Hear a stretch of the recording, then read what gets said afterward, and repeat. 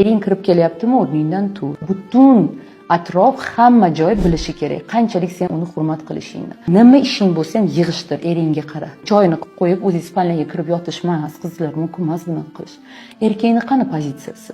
Buni eng muhimi bilasizmi, bolalaringiz ko'ryapti. Otasini qanaqa hurmat qilyapsizmi yoki yo'qmi?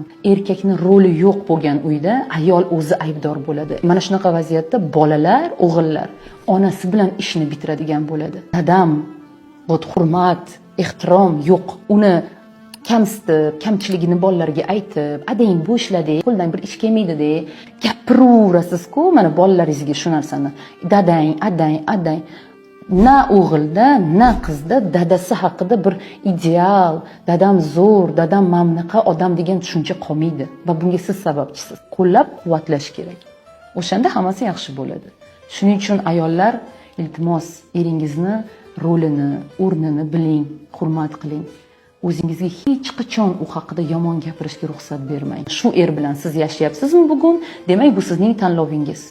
Va shu shunaqaligi hozir sizga bog'liq. Katta bir natijaga erishish ham sizga bog'liq, ertaga jamiyatda nol bo'lib yerga kirib ketishi ham sizga bog'liq.